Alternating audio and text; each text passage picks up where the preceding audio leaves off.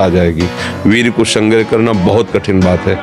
तो इससे मन को बार बार भगवान के नाम में लगाना, संतों की जो महामहिम उनके चरित्र हैं उनको श्रवण करना, इससे हमारी भावना सदैव संयम की तरफ बढ़ेगी। अभी बच्चे हो, हमारी बातें सुन लिया है, इनको डायरी में नोट कर लेना और इसके बाद जो है उनको रोज पढ़ना क्या बात कही गई है। और जब दृढ़ निश्चय है कि मुझे ब्रह्मचर्य से रहना है तो कभी भी किसी भी तरह भोग का संयोग उपस्थित होने पर भी, और जब दृढ़ निश्चय है कि मुझे ब्रह्मचर्य से रहना है तो कभी भी किसी भी तरह भोग का संयोग उपस्थित होने पर भी अपने निश्चय में रहे कि मेरा मार्ग भोग नहीं है, योग है, ब्रह्मचर्य है, तो फिर आप आगे निकल जाओगे। कई वर्ष तक यौवन अवस्था को प्राप्त होने पर यदि ब्रह्मचर्य क्षीण ना हो तो फिर धीरे धीरे धीरे धीरे ऊर्ध्वरेता होने लगता है। जिसका ब्रह्मचर्य अधोगामी वीर्य अधोगामी हो गया उसको रोक पाना बहुत कठिन होता है, क्योंकि उसका अभ्यास वीर्य का बन गया है नीचे की इंद्रियों से बाहर होना, और जिसने उसको रोक लिया है कि ऊर्ध्वगामी होने लगता है। शांति, गंभीरता, आनंद, भजन में एकाग्रता, संकल्प में दृढ़ता, संकल्प सिद्धि, ये बहुत प्रकार की दिव्य लाभ वृत्तियां ब्रह्मचर्य से जागृत हो जाती। अगर अखंड ब्रह्मचारी रहना है तो अत्यंत आवश्यक है तीसरी बात कि कम से कम 30 मिनट दंड बैठक आदि, फिर इसके बाद 30 मिनट आसनों का अभ्यास। जो ग्रंथ निकला है, कई योगियों ने निकाला है आसनों का, इस तरह के आसन, इस तरह का। फिर प्राणवायु का संशोधन, क्योंकि प्राणवायु मन और वीर्य तीनों का एक तदात्म है। अगर प्राणवायु पवित्र सूक्ष्म है तो मन निश्चल होगा और वीर संग्रह करने की सामर्थ्य आ जाएगी। वीर को संग्रह करना बहुत कठिन बात है। तो इससे मन को बार बार भगवान के नाम में लगाना, संतों की जो महामहिम उनके चरित्र हैं उनको श्रवण करना, इससे हमारी भावना सदैव संयम की तरफ बढ़ेगी। अभी बच्चे हो, हमारी बातें सुन लिया है। गुरुदेव, मैं पतंजलि गुरुकुलम हरिद्वार में 7वीं कक्षा में पढ़ता हूँ। महाराज जी, मैं आदर्श ब्रह्मचारी जीवन जीने का संकल्प लेना चाहता हूँ, कृपया मार्गदर्शन करें। स्वागत है आपका, सम्मान है आपकी भावना का। ब्रह्मचर्य रहने के लिए सबसे पहली बात होती है मन को विषयों से हटाना। अभी तो बच्चे हो, आगे चल करके मन विषयाकार होता है। 5 ज्ञानेंद्रियों के द्वारा भोगों में प्रवृत्त होना, ये इसका स्वभाव है। इस स्वभाव को जो रोक सकता है वही ब्रह्मचारी हो सकता है। पति अपनी पत्नी को अर्धांगिनी रूप देखे, माता पिता को भगवान रूप देखे, ये सब क्यों कहा गया? क्योंकि ज्यादा बाहर दौड़ने की, भटकने की जरूरत नहीं। अपने घर में ही भगवत भावना कर लो। पत्नी पति में भगवत भावना कर ले, पति अपनी पत्नी में भगवत भावना कर ले, माता पिता में भगवत भावना कर ले, तो बहुत ज्यादा कुछ करने की जरूरत नहीं। नाम जप करो, धर्म पूर्वक कमाओ, परिवार की सेवा करो, भगवान को प्राप्त हो जाओ, क्योंकि आपने भगवत भावना की। और भगवान में भी भगवत भावना ना हो तो काम नहीं बनेगा। हम तो बैठे रहने की नहीं कहते, करो, लेकिन कर्म फल में आप समर्थ तो रख लो। सुख दुखे समय कृत्वा लाभा लाभो जया जयो, ये संसार मार्ग में चलने वाले। लेकिन परमार्थ मार्ग में चलने वाले के लिए तो ये भी नहीं, दृढ़ भरोसा। इनकी गरज होगी तो करेंगे, गरज होगी। जिसने ऐसे पलक झपकते अनंत ब्रह्मांड बना दी, तुम्हारी छोटी सी बात पूर्ण करने में कोई है मंगल विधान, इसीलिए वो पूर्ण नहीं कर रहा।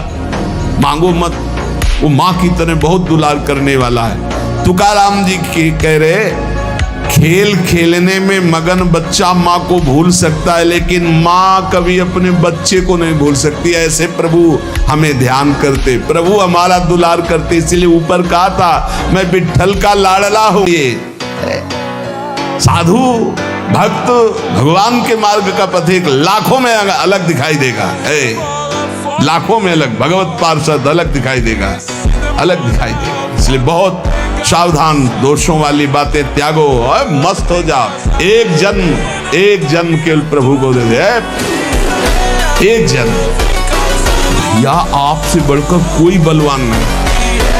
सच्ची मानो, आप अपने को केवल जगाओ, जागृत करो अपने को। अभी सो रहे हो, तुमसे बड़ा कोई नहीं।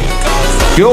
बहुत बड़े के हो और है कौन है? तुम केवल नाम जप करो, नाम कीर्तन करो। मैं विट्ठल की शपथ खा के कहता हूं, लोक परलोक की जो चीज चाहोगे तुम्हें प्राप्त हो जाएगा, जो चाहो।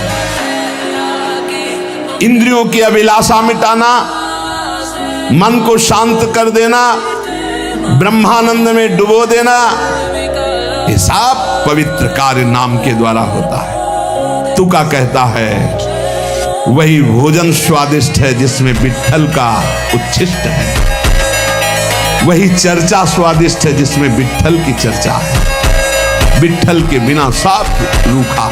मैं विट्ठल की शपथ खा के कहता हूं कि मेरा एक शब्द भी मिथ्या नहीं है।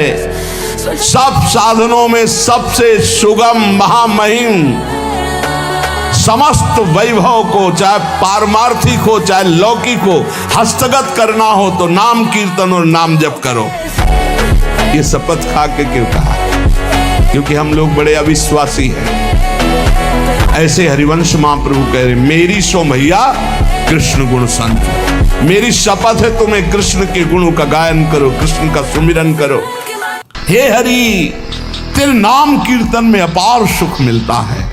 सदैव भगवान के धाम गए महाभागवत। श्री तुकाराम जी के लिए सबके देखते देखते विमान आया और सबको प्रणाम करके जय जयकार करते हुए विमान पर चढ़ के सदैव भगवत धाम गए। ये नाम कीर्तन का प्रभाव। हे हरि, तेरे कीर्तन में अपार सुख है। जहां चार भक्त मिल गए, नाम कीर्तन हो रहा, तो वहां हरि रुक नहीं सकते। वहां आते तो त्रिवेणी हो जाती, भक्त, नाम और हरि। जहां नाम की जय घोष होती है वहां भगवान के पार्षदों का पहरा रहता है, भय नाम की चीज नहीं। जय जय श्री राम। जहां नाम की जय घोष होती है। श्री हरि के रंग में सर्वभाव से रंगे हुए हरिदासत्व की ठसक में जन्म लेना धन्य हो गया।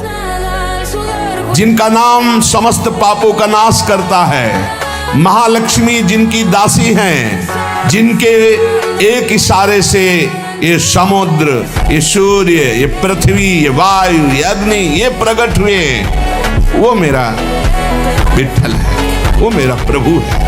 तुका कहता है नाम ही तप है, नाम ही दान है, नाम ही बड़ा अनुष्ठान है, नाम ही महातीर्थ है, नाम ही व्रत है, नाम ही सत्य है, नाम ही सुकृत है, नाम ही धर्म है, नाम ही कर्म है, नाम ही नित्य नियम है, नाम ही महायोग है, नाम ही यज्ञ है, नाम ही ध्यान है, नाम ही ज्ञान है, नाम ही श्रवण है, नाम ही मनन है, नाम ही निधिध्यासन, नाम कुलाचार, नाम विचार, नाम ही निर्धार, नाम के अतिरिक्त कोई नहीं। इसलिए मैं सबसे बड़ा धनी, मेरे पास नाम रूपी धन है। हे हरि, तेरे नाम कीर्तन में अपार सुख मिलता है। सदैव भगवान के धाम गए महाभागवत।